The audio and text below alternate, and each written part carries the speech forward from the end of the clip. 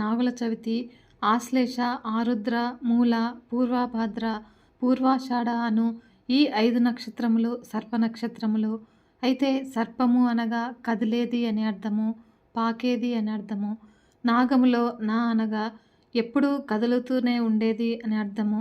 క్షణం కూడా ఆగకుండా అతి వేగంగా వెళ్ళేదాన్నే నాగము అంటారు. అన్నింటికంటే వేగంగా వెళ్ళేదే కాలము కావున నాగమునకు మరో అర్ధకాలము, అందుకే కాలనాగము లేదా కాలనాగు అని అంటూ ఉంటారు. మన జ్యోతిష్య శాస్త్రానుసారము కాలసర్పదోషం ఉన్నవారికి జీవన క్రమంలో ఎన్నో అవరాధాలు ఏర్పడతాయి. మరియు జీవితము నిరంతరం కొనసాగే ప్రక్రియ అనగా నాగము సర్పము హృదయ భాగంతో పాకుతూ ఉంటుంది. ఈ భాగాన్ని ఉర అంటారు. కావున సర్పానికి ఉరగము అని కూడా పేరు. ఇక చవితికి పుట్టలో పాలు పోయడంలో అంతరార్థం ఏమిటి అంటే 12 నాగులనే ఎందుకు పూజిస్తారు అంటే, ఇక చవితి అంటే 4వది అనగా ధర్మార్థ కామ మోక్ష పురుషార్థాలలో 4వది మోక్షం కావున ఆనాడు నాగులను ఆరాధిస్తే మోక్షం లభిస్తుంది. అంటే జీవితంలో వచ్చే కష్టాల నుంచి విముక్తులవుతాము. కానుక నాగులను చవితి నాడు దేవాలయాల్లో, గృహములలో లేదా పుట్టల వద్ద ఈ నాగదేవతను ఆరాధించాలి.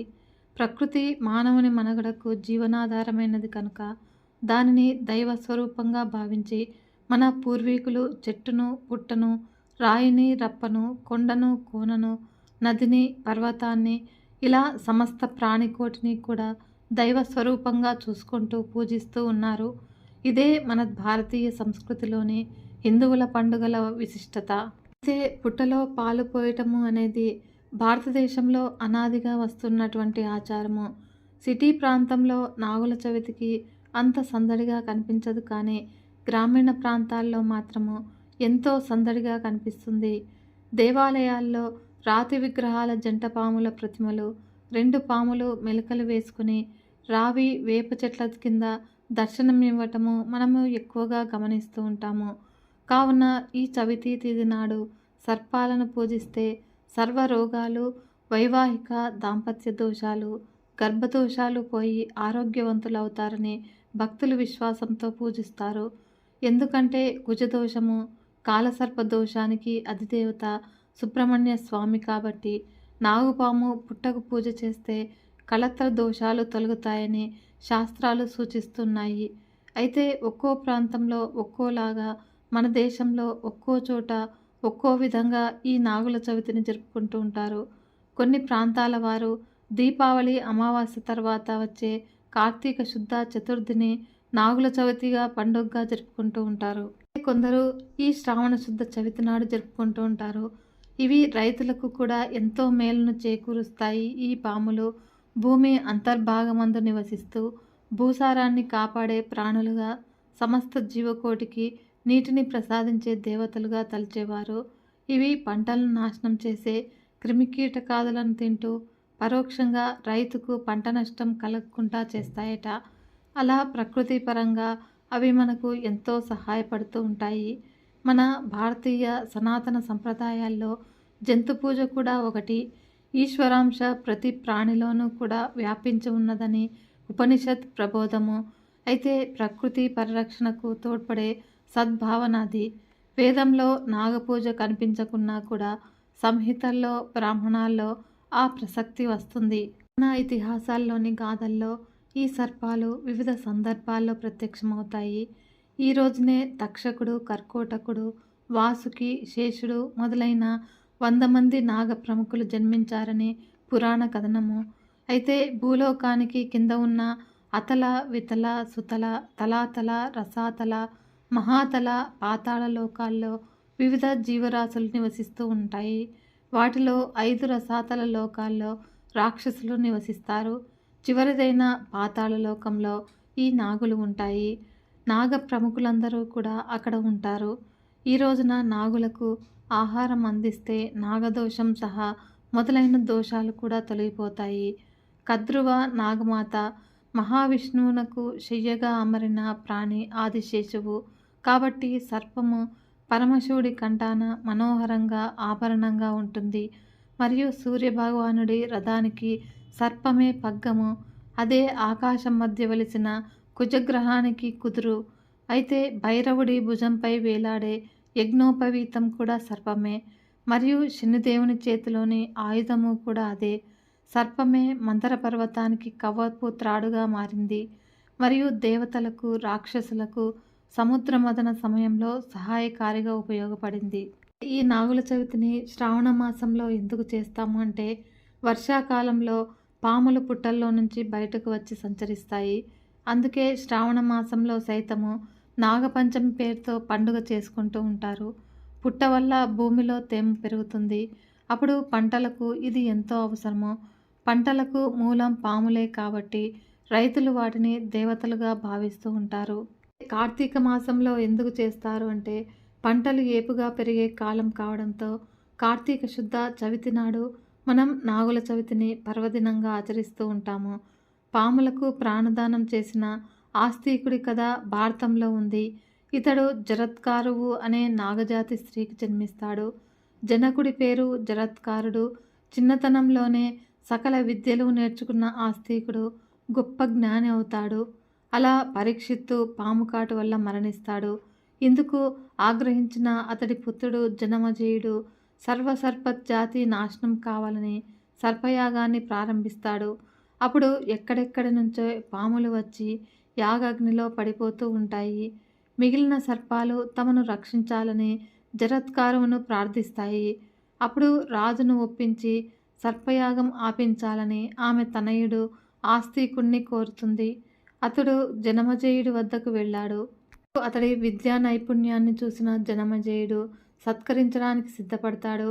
అయితే సర్పహింస మంచిది కాదు, నీవు ఈ యాగం మాని వాటిని రక్షిస్తే చాలు, అదే నాకు పెద్ద సత్కారము అంటాడు ఆస్తికుడు. అప్పుడు జనమజేయుడు అందుకు అంగీకరించి సర్పయాగాన్ని విరమిస్తాడు.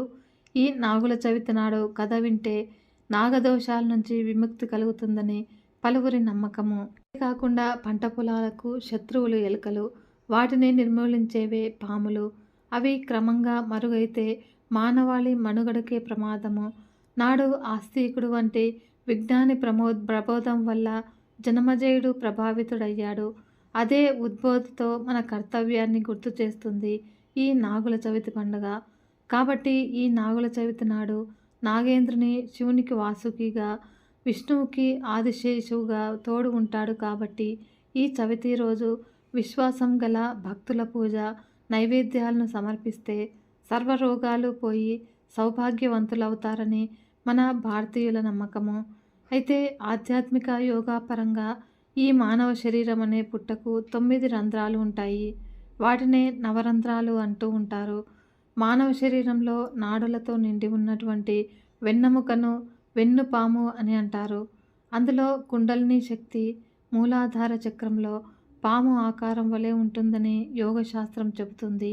ఇది మానవ శరీరంలో నిద్రిస్తూ ఉన్నట్లు నటిస్తూ కామ, క్రోధ, లోభ, మోహ, మదమత్సర్యాలనే విషాల్ని గక్కుతూ మానవునిలోని సత్వగుణ సంపత్తిని హరించివేస్తూ ఉంటుంది.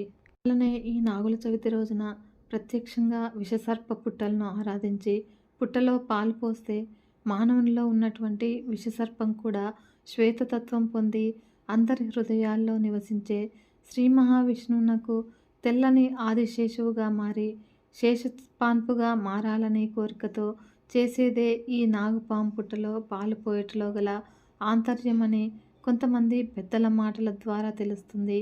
అయితే ఈ నాగులకు పాలు పోయటంలోని అంతరార్థము పాలు స్వచ్ఛతకు ప్రతీక.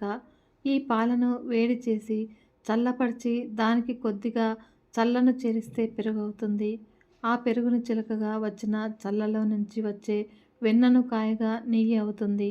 దీనిని మనం యజ్ఞంలో హవిస్సుగా ఉపయోగిస్తాము. అలాగే మన బతుకులనే పాలను జ్ఞానమనే వేడితో కాచి వివేకమనే చల్ల కలిపితే సుఖమనే పెరుగు తయారవుతుంది. ఈ పెరుగును ఔదార్యమనే కవ్వంతో చిలుకగా శాంతి అనే చల్ల లభిస్తుంది. ఆ చల్లను సత్యము, శివం, సుందరం అనే 3 వేళ్లతో కాస్త వంచి తీస్తే సమాజ సహకారం అనే వెన్న బయటకు వస్తుంది. అలా ఆ వెన్నకు భగవంతుని ఆరాధన అనే జ్ఞానాన్ని జోడిస్తే త్యాగము, యోగము, భోగము అనే 3 రకాల నెయ్యి ఆవిర్భవిస్తుంది. ఇదే సకల వేదానుసారము, సకల జీవన సారము అయినటువంటి పాలను జీవనమునకు ప్రతీక అయిన నాగులకు అర్పించడంలో అంతరార్థం కూడా ఇదే. దేవా చక్షుష భుంజాన భక్తాన్ పాలయంతి అనేది ప్రమాణ వాక్యము. అనగా దేవతలు ప్రసాదాన్ని చూపులతోనే ఆరగిస్తారు అని అర్థము. పాములు పాలు తాగవనే అపోహతో పాలు పోయడము మానుకోకుండా కొద్దిగా పాలను పుట్టలో పోసి మిగిలిన పాలను నైవేద్యంగా స్వీకరించాలి. ఈ నాగుల చవితి మంత్రము పాములకు చేసే ఏదైనా పూజ నైవేద్యము నాగదేవతలకు చేరుతుందని నమ్ముతారు. అందువల్ల ఈరోజు ప్రజలు పాములను ఆరాధిస్తూ ఉంటారు. అనేక సర్పదేవతలు ఉన్నప్పటికీ కూడా 12 మందిని మాత్రమే నాగుల చవితి పూజ సమయంలో కొలుస్తూ ఉంటారు. అంతేకాకుండా పాముకు పాలను సమర్పిస్తూ ఉంటారు. కాబట్టి ఈ చవితి నాడు సర్పాలను పూజిస్తే కుజదోషము, కాలసర్పదోషానికి ఆదిదేవుడే సుబ్రహ్మణ్య స్వామి. కాబట్టి నాగుపాము పుట్టకు పూజ చేస్తే కళత్ర దోషాలు తొలగుతాయని శాస్త్రాలు సూచిస్తూ ఉన్నాయి. ఈ ప్రపంచంలో పాములు, ఆకాశము, స్వర్గము, సూర్యకిరణాలు, సరస్సులు, బావులు, చెరువులు నివసిస్తూ ఉన్నాయి.